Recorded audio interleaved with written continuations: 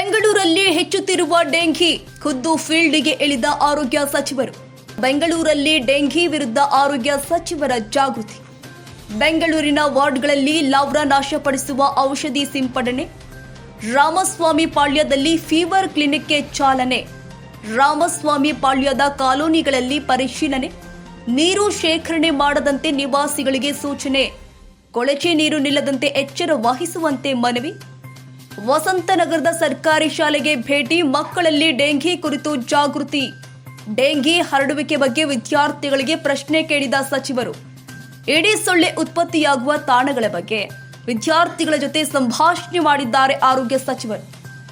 ನೀರು ಹೆಚ್ಚು ದಿನ ಸಂಗ್ರಹವಾಗದಂತೆ ನಿಮ್ಮ ಮನೆಯಲ್ಲಿ ನೀವೇ ಎಚ್ಚರಿಕೆ ವಹಿಸಿ ಎಂದು ವಿದ್ಯಾರ್ಥಿಗಳಿಗೆ ಜೊತೆ ಮಾತು. ಆರೋಗ್ಯ ಸಚಿವರಿಗೆ ಶಿವಾಜಿನಗರ ಕ್ಷೇತ್ರದ ಶಾಸಕ ರಿಜ್ವಾನ್ ಹರ್ಷದ್ ಸಾಥ್.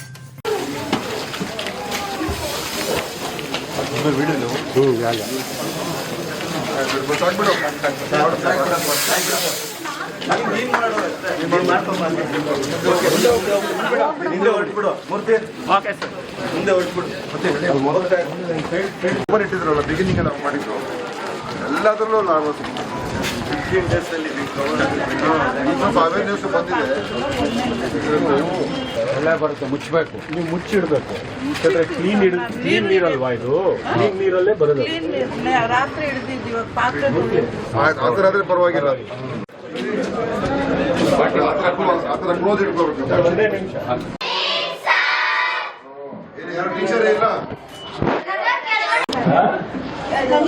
ಫ್ರೆಶ್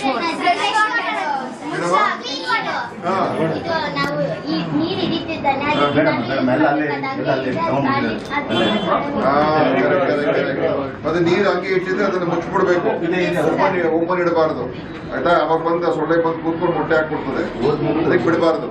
ಅದು ಉಪಯೋಗ ಮಾಡ್ತಾ ಇರ್ಬೇಕು ಅಥವಾ ಮುಚ್ಚಿಬಿಡ್ಬೇಕು. ನಿಮ್ಮ ಮನೆಗಳೆಲ್ಲರಿಗೂ ಹೋಗಿ ಹೇಳ್ಬೇಕು ನೀವು, ಆಯ್ತಾ. ಮತ್ತೆ ಎಲ್ಲಿ ಈ ತರ ನಿಮ್ಮ ಕೈ ಕಾಲಿಗೆ ಕ್ರೀಮ್ ಹಾಕೊಳ್ಳಿ, ಶೇಖರಣೆ ಆಗ್ಬಾರ್ದು, ನೋಡ್ಕೊಳ್ಳಿ. ಹೇಳಿದಿರಲ್ಲ ನಾವು ಕಟ್ಟಿದ್ದು ಆ ಕಡೆ ನೀವೇನಾಗಿದ್ರು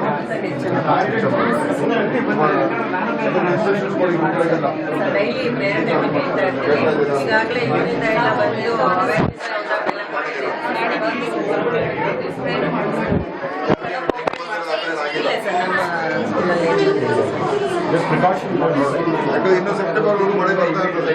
ಅವರಿಗೆ ಅವ್ರ ಪೇರೆಂಟ್ಸ್ ಹೋಗಿ ಹೇಳ್ಬೇಕು, ಒಂದು ಇದನ್ನು ಹಾಕ್ತೀರಲ್ಲ ಪಾತ್ರೆಯಲ್ಲಿ, ನೀವು ಗೊತ್ತಿರಬೇಕು. 2-3 ದಿವಸ ಹಾಗೆ ಬಿಟ್ಟರೆ ಅದರಲ್ಲಿ ಒಳ್ಳೆ ಲಾಭ. ಕ್ಷಣ ಕ್ಷಣದ ಸುದ್ದಿಗಾಗಿ news 81 Kannada YouTube channel subscribe ಮಾಡಿ. ಹೊಸ ಸುದ್ದಿಗಳ ನೋಟಿಫಿಕೇಶನ್ಗಾಗಿ ಬೆಲ್ ಐಕಾನ್ ಕ್ಲಿಕ್ ಮಾಡಿ.